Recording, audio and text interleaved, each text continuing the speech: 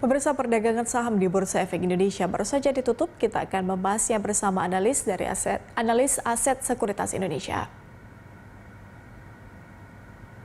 Dan untuk membahas prospek IHSG, kita telah terhubung dengan Christine Natasha, analis Berai Aset Sekuritas Indonesia. Ya, Mbak Christine, selamat sore. Terima kasih sudah bergabung bersama kami di Closing Market. Bagaimana analisa Anda, Mbak Christine, terkait dengan pergerakan dari indeks kita sepanjang hari ini?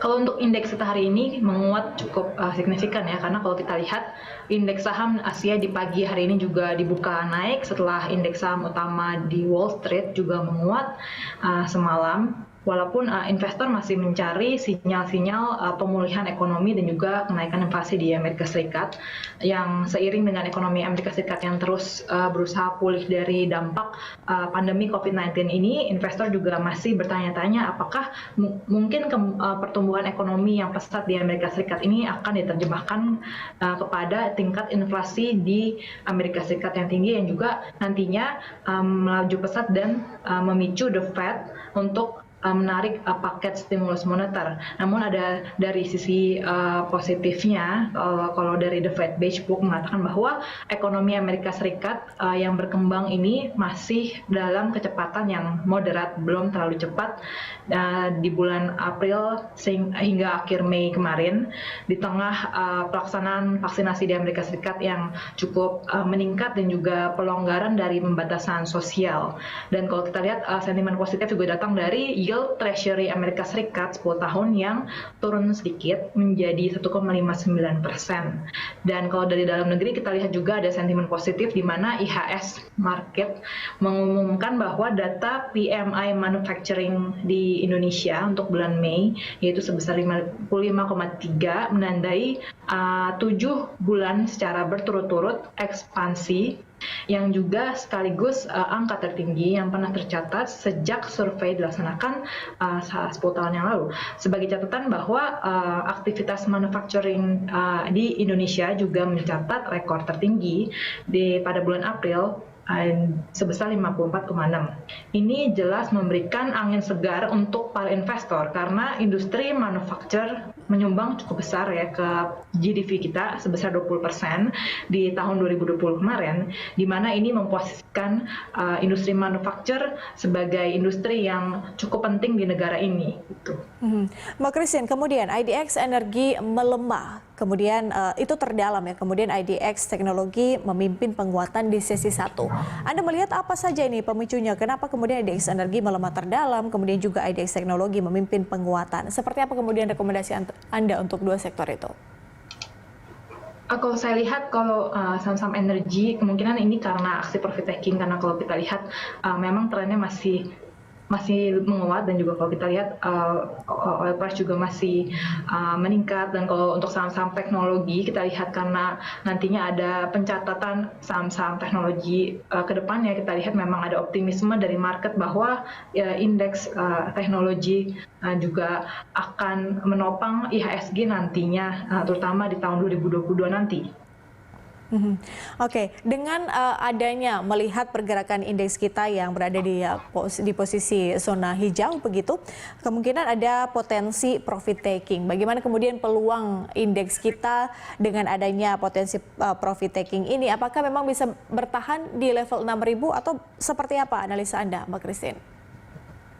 Saya lihat sih kemarin kan indeks sempat melemah ya ke level 5.700, di mana itu adalah level support, karena jika tidak tembus level 5.700 maka IHSG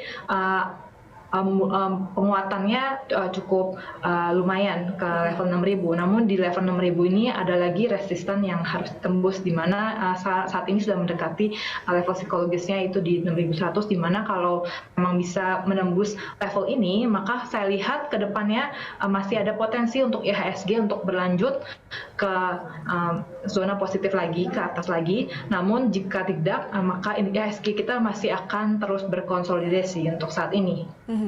Untuk peluang saham lapis 2, Mbak Christine, seperti apa?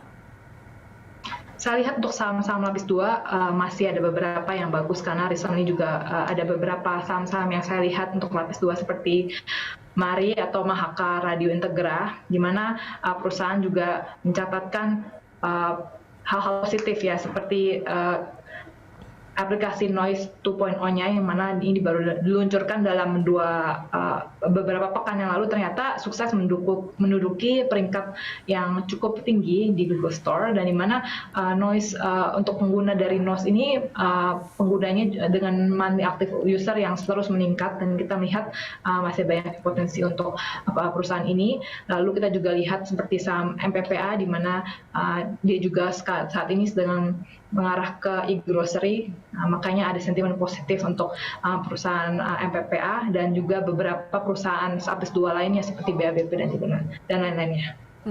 Untuk pekan depan, Mbak Christine, rekomendasi Anda untuk beli agresif dan juga hold on strength?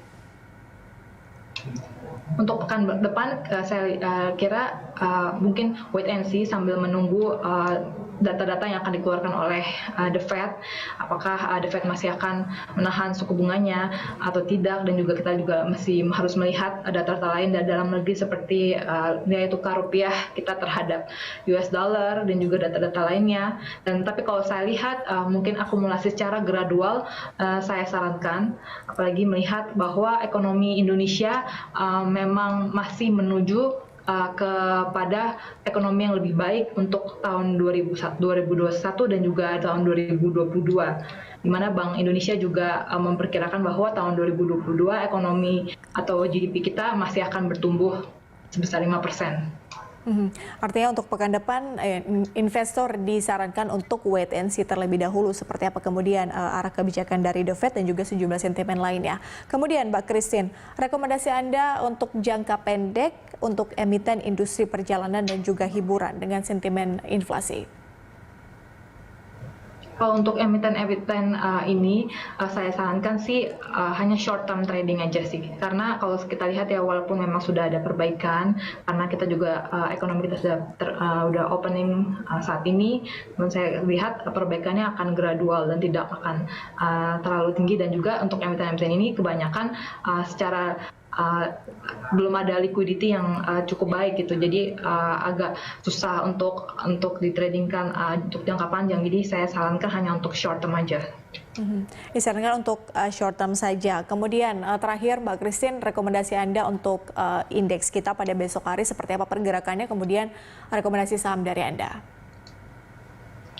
Untuk esok hari saya melihat indeks akan berkonsolidasi karena sudah naik cukup signifikan selama 1 minggu terakhir, dan karena besok adalah akhir pekan, saya melihat adanya potensi untuk profit taking, walaupun untuk downside sangat terbatas menurut saya. Jadi untuk saham-saham yang saya lihat prospeknya masih bagus, masih boleh di buy unitnya seperti Mari, BABP, lalu saham-saham retailer seperti Ramayana, Mitra Adi Perkasa, dan saham-saham media seperti MNCN dan juga SCMA masih layak dikoleksi.